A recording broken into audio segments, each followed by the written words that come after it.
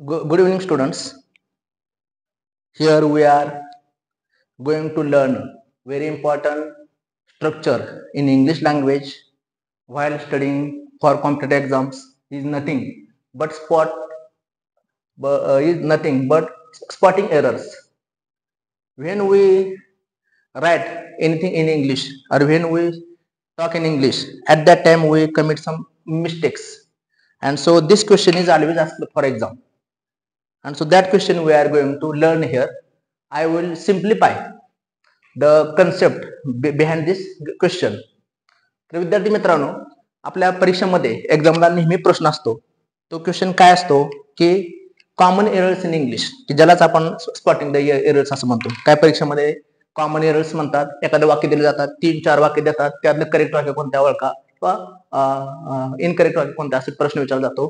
किंवा काही ठिकाणी त्यांना प्रश्न असा असतो की दिलेल्या वाक्यामध्ये एखाद्या पार्ट मध्ये करेक्शन असते, ते करेक्शन आपल्याला शोधायचे असते. तर तो प्रश्न परीक्षेला कसा असतो याबद्दल आपण या ठिकाणी चर्चा करूया. आता परीक्षेमध्ये आलेले काय एक्झाम्पल्स आहेत, मी ते तुमच्या समोर ठेवतो. काय सोपे आहेत, काय सिंपल आहेत, काय थोडेसे डिफिकल्ट पण आहेत. आता परीक्षेमध्ये आलेले एक्झाम्पल आहे. बऱ्याच परीक्षेमध्ये आता पण ते एक्झाम्पल येऊन गेलेलं आहे. I prefer tea than coffee. I prefer tea than coffee. या ठिकाणी असं 4 ग्रुप केलेले आहेत वाक्यात. A B, tea than coffee, B आणि सी. आणि या ठिकाणी असं म्हटलं बघा नो एरर, आणि त्याला म्हटलं असं डीप ग्रुप म्हटलं. मग ह्यामध्ये काय करेक्शन आहे ते आपल्याला शोधायचं आहे. I prefer tea than coffee. आपण ज्यावेळेस आपण I like tea than coffee म्हणतो तेव्हा वाक्य ग्रॅमॅटिकली बरोबर असतं. I like tea than coffee. But I prefer tea than coffee असं वाक्य म्हणतो तेव्हा ते वाक्य ग्रॅमॅटिकली चुकीचं असतं, इनकरेक्ट असतं. नेक्स्ट एक्झाम्पल बघा आपण. Shakespeare was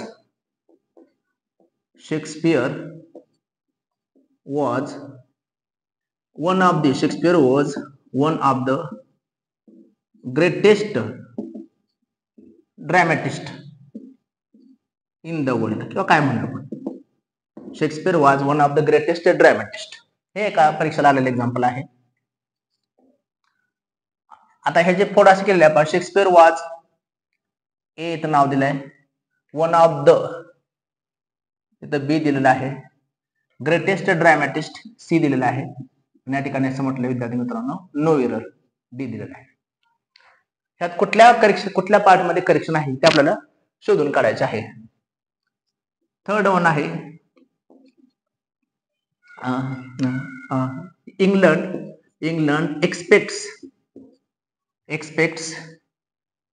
everyone. England expects everyone to do their duty. England expects everyone to do their duty. England expects everyone to do B their duty C. आणि नो एरर असेल तर त्याला no error असं म्हणायचं. No error D असं म्हटलं आहे. or it is I who am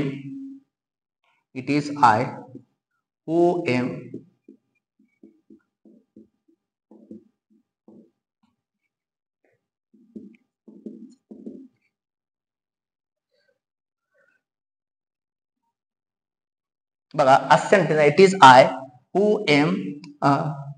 am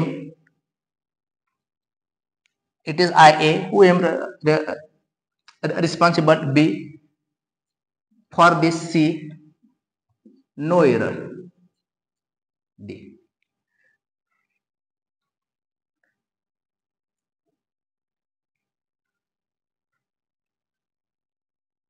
काय ठिकाणी आपल्याला परीक्षेला आलेले एक्झाम्पल्स आहेत बघा, ते कशा रीतीने आपण हे करत असतो ते बघा आपण या ठिकाणी.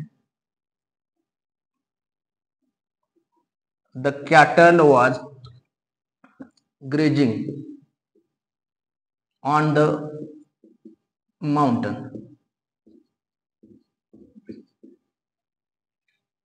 The cattle was grazing on the mountain. The cattle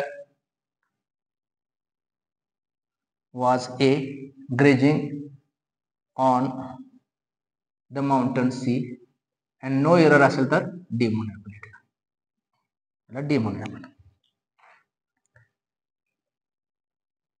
आणखीन एक एक्झाम्पल घेऊ विद्यार्थी मित्रांनो आपण.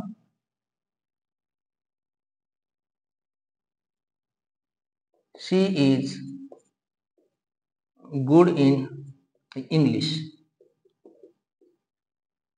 शी इज हे दिव्या नाव good. She is good in English B आणि नो एररला सी म्हणूया फार. एखादं वाक्य लहान असेल तर ह्यामध्ये पण बसवलं जातं. तर हे एक्झाम्पल विद्यार्थी मित्रांनो आपल्या समोर आहेत. त्यातले काय एक्झाम्पल आपल्या एक्झामलाही आलेले आहेत, परीक्षामध्ये बरेच वेळा आलेले आहेत. आता आपण एका एका वाक्यात आपण इथं सोल्युशन करूया. अशा प्रकारचे वाक्य आपल्याला परीक्षेमध्ये एक्झाम मध्ये असं विचारत असतात पहा. आता पहिलं एक्झाम्पल तुमच्या लक्षात आलं असेल पहा. I prefer tea than coffee. हे वाक्य ग्रॅमॅटिकली चुकीचं आहे, रॉंग आहे. करेक्ट काय आहे? आपण असं वाक्य म्हटलं असतं I like tea than coffee. तर हे वाक्य ग्रॅमॅटिकली बरोबर आहे. I like tea than coffee. मग हे वाक्य का चुकीचं आलं? तर ग्रॅमॅटिकली नेम असं सांगतो की जर वाक्यामध्ये प्रिफर हा शब्द आला तर त्यानंतर द्यान येत नाही. प्रिफर शब्द आल्यानंतर टूचाच आपण वापर करतो. म्हणजे करेक्शन कशामध्ये आले? बी मध्ये आले पहा. म्हणजे जसं आपल्याला म्हणायचं की आय एम किंवा प्रिफर शब्द आहे I prefer tea than coffee. I prefer milk to coffee. I prefer tea to coffee असं म्हटलं पाहिजे. मग असे काय शब्द असतात की जे शब्द आल्यानंतर पुढे टूच येतं. मग असे शब्द काय काय आहेत इंग्लिशमध्ये? तर पहिला शब्द आताच पाहिला आपण प्रिफर आहे, ज्युनियर आहे लहान असणे, सिनियर आहे मोठा असणे. Prefer, junior, senior. प्रायर च्या अगोदर, पोस्टेरियर च्या नंतर, सुपेरियर, इन्फेरियर. हे जर शब्द वाक्यात आले तर त्यानंतर नेहमी आपण नेहमी टूचाच वापर करतो. त्यानंतर आपण टू वापरतो. आपण त्या ठिकाणी द्यानचा वापर करत नाही. म्हणजे वाक्यामध्ये जर समजा हे शब्द आलं prefer, junior, senior, prior, posterior, superior, inferior, तर त्यानंतर टू वापरायचं. जसं मी म्हटलं I am senior to you असं नाही म्हणणार मी. I am senior than you और you are junior than me. It's wrong. You are junior to me. और this furniture is superior to that one.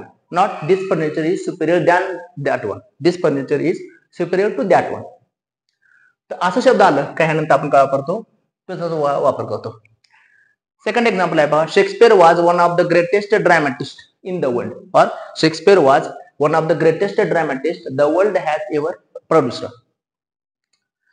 आता ह्या वाक्यामध्ये करेक्शन काय पाहू आपण. शेक्सपियर आहे, आता ए मध्ये आहे का चूक बघूया आपण. ए पार्ट मध्ये करेक्शन आहे का?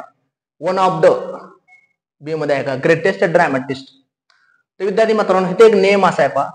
जर वाक्यामध्ये वन ऑफ द आलं, जर वाक्यात जर वन ऑफ द आलं असेल तर वन ऑफ द नंतर येणारं जे नाउन आहे ते नेहमी प्लुरल येतं. म्हणजे जर वाक्यात आपण जर वन ऑफ द जी कन्स्ट्रक्शन घेतली तर one of the construction one of the is always followed by plural noun. असा हा नियम आहे, छोटासा नियम आहे. म्हणजे वाक्यामध्ये जर वन ऑफ द आलं असेल तर वन ऑफ द नंतर येणारं नाउन असतं ते नेहमी प्लुरल असतं, ऍडजेक्टिव्ह नाही, नाउन. आता इथे शेक्सपियरच्या नंतर वन ऑफ द हिथं आलं, ग्रेटेस्ट हे ऍडजेक्टिव्ह आलेलं आहे आणि हे नाउन आहे. ड्रॅमॅटिस्ट हे प्लुरल पाहिजे. या ठिकाणी ड्रॅमॅटिस्ट हा शब्द असा पाहिजे. मग या ठिकाणी करेक्शन जे आहे ते कशामध्ये आलेलं आहे तर सी मध्ये आलेले आहे. जसं Milton was one of the greatest poets, Bruce Lee was one of the greatest fighters, और temperature is one of the most important physical factors. तर असे जे वाक्य असतात त्या वाक्यामध्ये वन ऑफ द नंतर आपण नेहमी प्लुरल नाउन घेतो. England expects everyone to do their duty. हे एका परीक्षेमध्ये आलेलं आहे, दोन वर्षापूर्वी एका एक्झामला आलेलं एक्झाम्पल आहे. हे एक्झाम्पल बऱ्याच वेळा आता येऊन गेलेलं आहे. माझ्या माहितीप्रमाणे मी गेले 20 वर्ष स्पर्धा परीक्षेला इंग्रजी शिकवतोय. 30 ते 40 वेळा अशा प्रकारचे एक्झाम्पल येऊन गेले. हेच example. England expects everyone to do their duty. आता इंग्लंड म्हटलेलं आहे, एका कंट्रीचं नाव आहे. एक्सपेक्ट्स इच्छा व्यक्त करते कुणाकडून? एव्हरीवन प्रत्येकाकडून.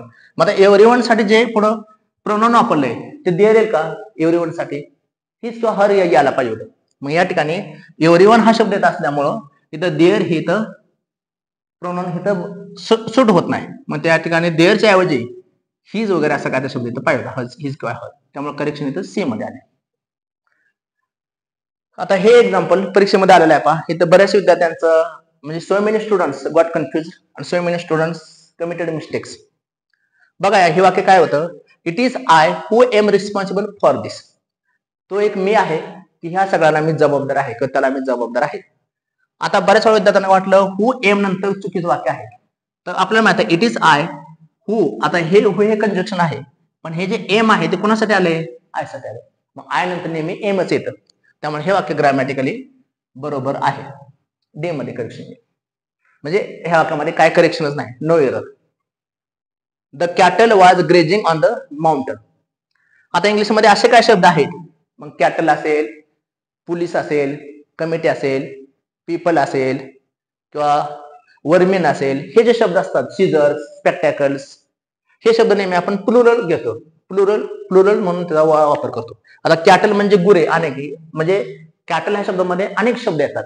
डॉग असेल, कॅट असेल, काव असेल, काप असेल.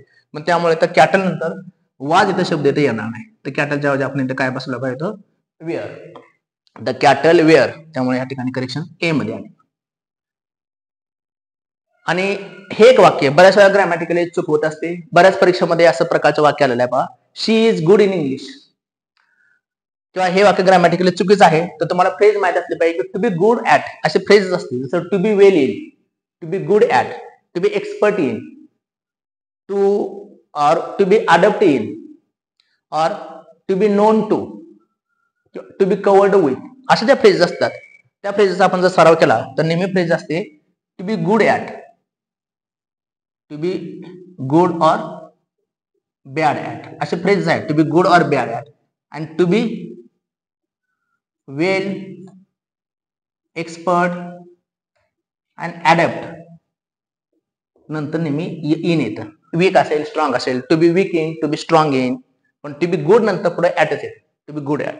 त्यामुळे या ठिकाणी शी इज गुड इन इंग्लिश नको आहे, तर टू बी गुड ऍट असं पाहिजे. करेक्शन यामध्ये बी मध्ये आले. So students, you might have got what ever I had discussed here. मला वाटते आपण इथं थोडक्यात मी चर्चा केली, तुम्हाला हा भाग बऱ्यापैकी लक्षात आला असेल. थँक्यू.